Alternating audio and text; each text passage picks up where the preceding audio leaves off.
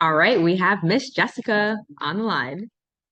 I think she's on mute, but that's okay. Hey guys. Awesome. Welcome, beautiful lady. How are you today? Thank you. Girl, every day above ground is a good day. It's a good one. I love it. One of my friends says every day is a holiday, every meal's a feast. Amen. He obviously does not have a toddler and eat a lot of goldfish crackers. So Hey, it's all about perspective, girl. That can be a feast for a toddler. I'm just saying. I yes, feast for me. That's like my lunch 4 days out of the week. Awesome. When I'm not dining with you, of course, at Field of Greens, which is delicious. Awesome. Well, I'm so excited to have you. So this is our inaugural kickoff call for our podcast and for our Facebook group, Mighty Morsels. So I'm really excited to have you as our first guest. I could not think of anyone better. So thank you for being here. Thank you for having me. I'm so excited to be a part of this kickoff journey, and I just can't wait to see where it takes you. Yeah, it's gonna be awesome. I've learned a lot on this journey of just being here and serving the community, and just seeing what people need support on and help with. And it's kind of a different direction than I thought we'd go, but that's what makes it fun. So I'm down for the journey. If you don't mind, I'd love for you to introduce yourself, a little bit of your background, and then we can kind of plug in from there. Yeah, I would love to. So, I am a retired nurse. I served in my community as a nurse for 17 years. I'm also a busy mama, a wife, a coach, and a woman who has a huge heart to serve communities just to be healthier. And my journey really started at a place of breakdown. Like they always say, like your breakdown point is also your breakthrough point. So don't be afraid of those breakdowns in this life. But it was a moment where I was exhausted. I was burned out of my job. I was a single mom at the time. I just like felt guilt about everything. Like I'm not doing enough. I'm not being enough. I'm not making enough. I'm not feeding my children enough of the right things. Like I'm not giving them enough time. And I was exhausted, like physically, emotionally exhausted, but my brain refused to sleep. And I'm laying in bed and I'm scrolling Facebook and I see this meme that says, most parents would die for their children, but would you live for yours? And I was like, oh, ow. And like I had a breakdown. I was just bawling in my bed because I was like, not this. I don't know Mhm. what, but not this. And that decision, that breakdown, that moment set me on a trajectory to start exploring if not this, then what? And how can I? And what's next? And what does that next 2% look like for me today? And that led me to a complete change in careers. Like I retired from that nursing career and I'm a full time coach from home. I'm able to prioritize time with my babies. I'm learning about like meal prepping and how to cook better because full transparency, I care a lot about healthy nutrition, but I'm not a cook. I don't like to cook. I don't want to take the time to cook.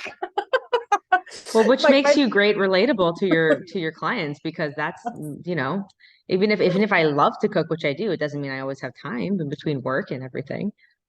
Yeah, absolutely. And so they always say like you overestimate what you can do in a year, but you underestimate what you can do in 5. And it's been 5 years since that decision, and my whole life is different. And however I can add value to someone's day, girl, I'm in. That's what I was put here to do. It was so interesting. So since I've met you, I've just like you're just like people look at me and they say you have really good energy. But when I met you, it was just overwhelming, like positivity, like very angelic, just high vibes. There to serve. It's a very different feel, right? When someone's there to serve and it comes across. So one, kudos because it definitely permeates like every facet of who you are. But it's hard for me to ever think of a time when that wasn't you, or maybe it still was you, it was just being suppressed by exhaustion and different things. That actually leads me to a question. You mentioned that you were in a place where you had a lot of like it came across in how you said it as maybe negative self-talk or like am I doing this right? I'm not feeding them enough. I'm not doing this. I'm not getting good enough food. And I kind of equate that to parenthood. Like I feel like every parent can relate to that facet. So I'm curious if like those thoughts are coming from a place of us as parents could not taking care of ourselves. So where we could kind of quell or maybe filter those out and having some peace of mind. So That was not one of our submitted questions. That's a selfish one. But as a coach, and a friend of mine, could you tackle that one first? Unpack that a little bit? Oh, that would be amazing. You know what I've come to discover is that negative self-talk, like 99.9% of the time comes from a comparison game.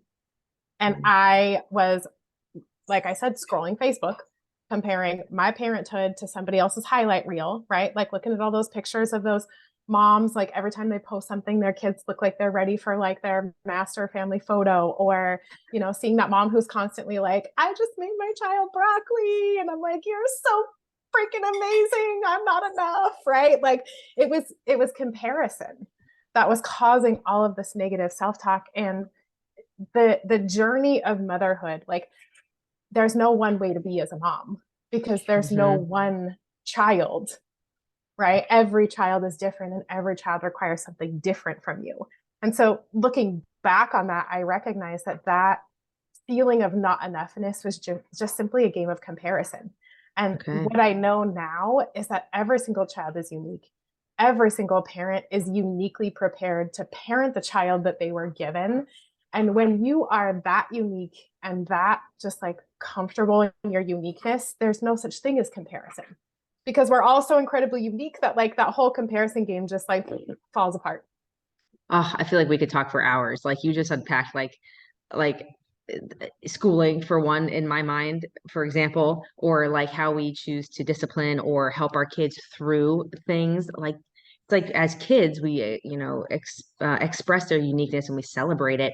But then as somewhere in the system, we come to more value community and being like others. And so now those things that used to make us feel great about ourselves are points of differentiation that were like, this is how I define myself, are now points of like contention or even like anxiety, which is so interesting. This parenthood journey, bro, it's like not for the faint of heart. It's pretty awesome. I love it, but it's a lot. I always say, I wish there was a manual. And then I was like, no, actually, I don't, because then I just compare myself to that too. So forget it. Yeah. Never mind. Okay. So I realize I'm probably putting like 5 years of like self-work into like a question, but that's what I do. So where when your clients come to you, and invariably, I'm sure a lot of them have this, like a lot of our community, we're just like parents who are trying to make better decisions for our kids. But if I'm going to be honest, like I think everybody has this to some degree. How do you help on that journey to stop comparing yourself and to start being okay and just saying, hey, you are enough, you are showing up here. Like, where do you start people off? Oh my gosh, that is an amazing question. I often start people off with, what do you want more than anything? Like, if failure wasn't an option, if money wasn't an issue, if you had all the time in the world, if you knew you couldn't fail, what do you want? Because that question removes all of those barriers that keep us trapped in this little box, and they allow that like soul from within to be like, That's me, pick beautiful. me, pick me, right? Like it removes all of those obstacles that we see in our way. And then I like to ask that question, like, what about that specific thing that you desire is important to you? And there's a process called 7 levels deep. That is not my process. It's Dean Graziosi. But I take that process and I just keep asking, why is that important to you?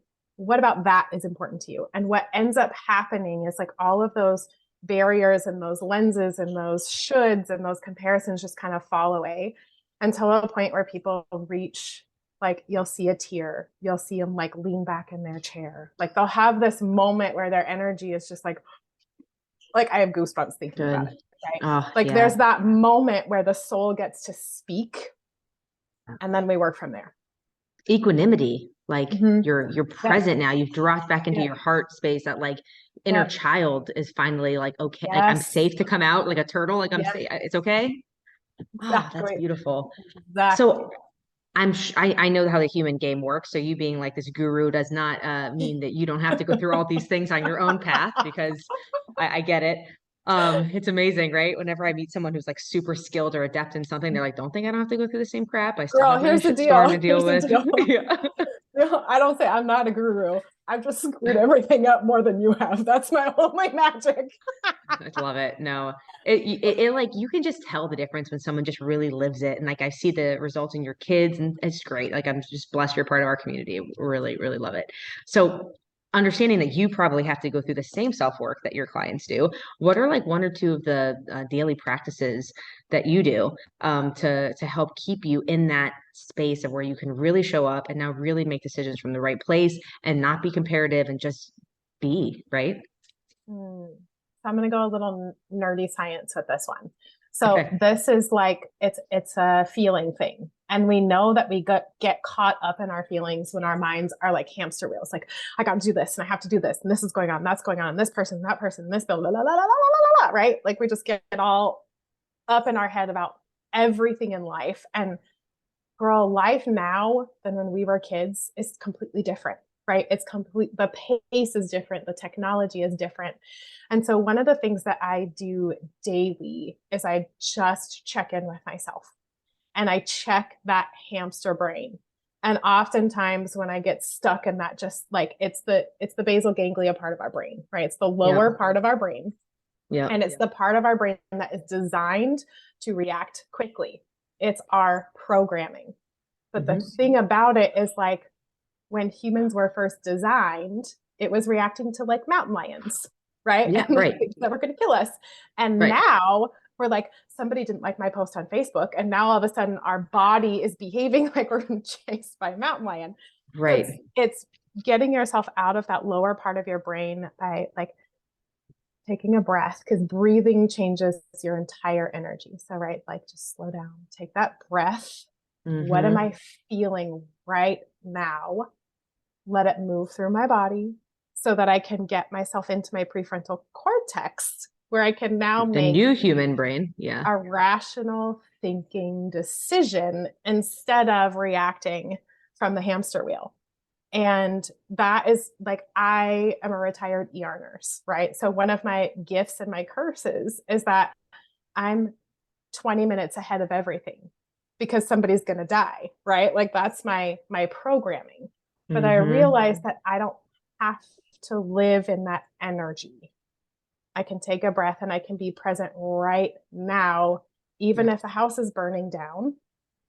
Yep. Take a breath, be present, grab the kids, grab the dogs out the door, right? Like we're not, it's stress is not optional in this life, but our perception of it and how we navigate it is where we gain our power.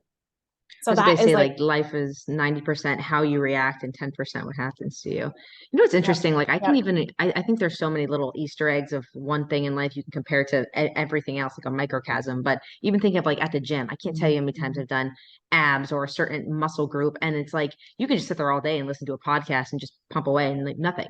But you have to really have that mind muscle connection.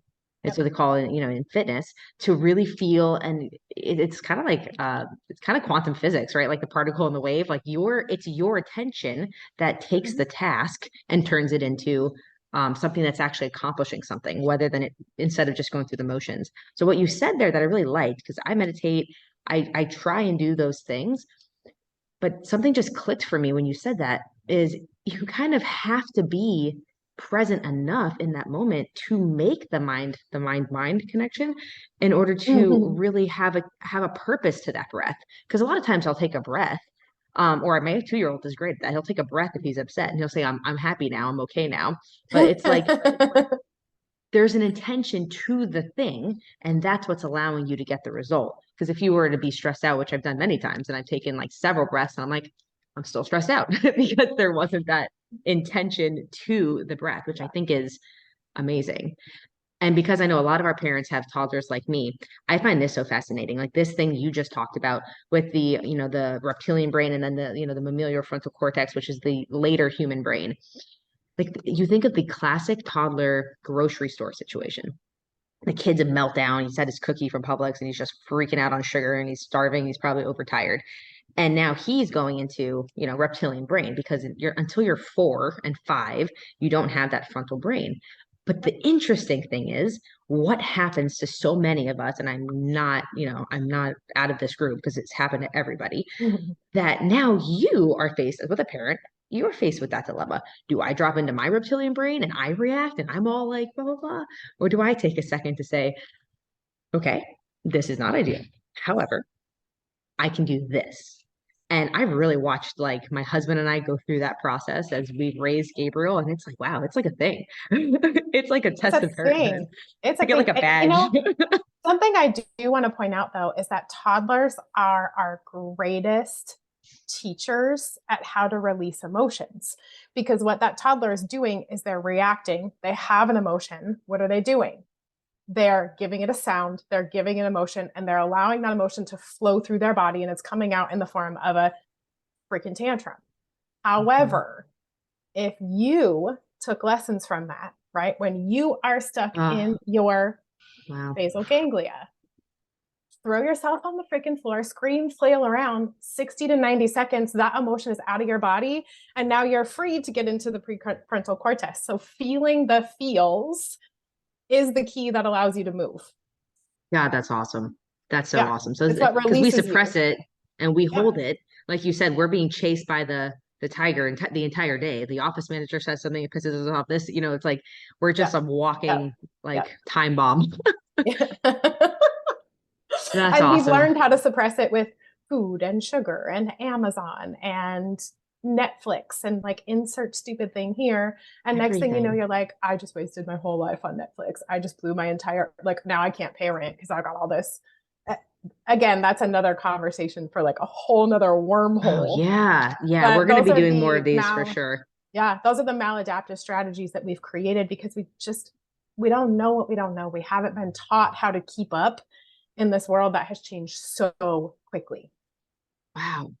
And we don't have the tools. That's how I really felt Yeah, as you were yeah, saying that is like we yeah, try and give our kids the tools. We just don't have them. That's part of my vision with this brand is not just to create like healthy, wholesome snacks, but to create infrastructure and support systems for parents to have access to people like you and fitness instructors and people to give them some modalities and tools on this journey of parenthood. It's like in the last 5 years, it's become very popular to hear like I'm on a health journey, I'm on my fitness journey. And I really yeah. think as we focus more on mental health and mental wellness and like self-identity, that's going to be a thing. Like the parenting journey it's one of the most, it's the largest portion of your life. It's probably one of the most impactful. You're literally raising and coming through you the next generation. It's very interesting. I'm excited to see where this goes, and I think this is a timely topic for sure. Yeah. Well, and a little nugget about the journey is when you release attachment to the destination and you settle into the fact that your entire life is one big long freaking journey, you enjoy it a whole lot more because then you don't get stuck in like, well, I'm on this journey. And when I get to the destination, then I can be happy. Then I can be fit. Then I can be blah, whatever, insert thing here. If I get to the journey, Hmm. then. So when you just like release the destination and stand solid in the fact that like this journey doesn't end, then it just gives you that peace to like be present, create the next step, enjoy the process instead of being so attached to the destination. Because as soon as the destination comes, you know there's going to be another one. Right, because there's really, yeah, 'cause these are like fabricated things in our minds that we think make us happy for 15 seconds and then we're on to the next. Yeah, Yeah. humans are an interesting animal, aren't we? My Lord. Okay, so I love that you went there because I feel like that's something that we hear all the time from people who are living very happy lives, but you equally hear that very similar sentiment from people who are it's empty, right? Like they're coaches and it's like this is what you should do. But I think people really struggle with that. So I wonder, and it's not really a question, it's more of like an introspection thing. What makes that different between the people who really embrace and utilize it and use it as a tool and then the people who like go through the motions. I think it might be what we said earlier, but I see both and they both promote the same thing, but the end result feels very different. I don't know Mm-hmm. if you notice that. Like everyone tells you, like Yeah. enjoy the journey. It's not the destination. It's the journey that matters. But then you Mm-hmm. see those people, and they're obviously not enjoying the journey. Well, I think where that conflict happens in our mind is we have all these like overlying themes of like success and goal getter and mom boss and mompreneur, right? Like we see all these cool things. And inherent to all of that is like setting goals, crushing goals, hustling for goals. And the goal is always the end. The goal Hmm. is always the destination. And that is what creates like all that pressure. Like I should do more. I'm not enough. I could be. And we also talk about like levels of language, right? Like should to, have to, need to are push states, they're subordination states, they're states of stress and oftentimes disconnection from your true values, like the things that bring the most joy. So when you catch Yep. yourself saying, I should to, I need to, I have to, what? Pause, time out. Let's talk about why should you? Why do you feel like you have to? Why do you think you need to? Who told you you needed to? And then when you catch yourself using language like get to, want to, love to, now we're talking. Now there's alignment. Now Hmm. there's coherence, right? Like I am loving the process of writing a book right now in my life. But for a long time, I was like, I Have to. should write a book. I need to write a book. I have to write a book. It's no wonder why that book didn't happen Hmm. because it was a push. It was a subordinate. It was coming from some place that wasn't authentic and in alignment to where I was in that season of my life. And there was a creative, like the creativity component that's like, I own this. I get to do this. I'm excited to do this. Yes. Yes. Yeah, we don't Yes. stop being kids just because we're not kids anymore, right? Like that play is still there. We beat the crap out of it with, school and work and all of that, and you suppress it with sugar and alcohol and insert thing, but it's Yeah, we call there. that fun when we're an adult. It's like, let's just go load up on sugar and alcohol and call that a good time. I mean, I do enjoy it. I'm not gonna lie, but there's balance. Oh, it's awesome. That's so cool. You're wonderful. I would love to be able to continue this conversation, and maybe do this again at a cadence and give it access to our community. But before we wrap, if you could let our people know where to find you, I know I would want to know more. I'm sure a lot of them will as well. Yeah, Facebook is the easiest place to find me. Jessica Smith Dos Santos on Facebook. We can put my link on the in the comments. Um, Awesome. and just send me a friend request, shoot me a message. Like I'm an open book. If there's any way that I can leverage the custom curriculum of pain and mistakes and challenges and mentors and all the things that might add value to your journey, just let me know how I might be able to serve you. Because it would be my pleasure to pass on what's already been gifted to me. God, you're awesome. I love it. Well, I've gotten a few comments as we've been Awesome. talking, so I know that a few of our community already have questions for you. So we're definitely going to do this again, Awesome. but with love and appreciation. I say thank Yeah. you, and I want to let you, if you would bless us, with this, wrap up with your favorite tagline that I just love My favorite tagline that you until always say the when we leave. yeah. I knew where you were going with this. Yeah, I always say until the next perfect time. It's Feel so good. girl, feel free to steal that. Call it your own. Every human needs one of those. It's like so cute. We'll be like Yeah, walking out of lunch. She's like, until the next perfect time. I'm like, that was so boss. I need something like that. feel that. I The actually got comparative it from game. some like I heard somebody else say it and I was like, oh, Oh, that's magic. And it just you like crush became it. something I say. So feel free to steal it. Until the God, next you're the perfect time, best. y'all. Absolutely. Well, until the next perfect time, you beautiful lady. Bye, everybody. Bye.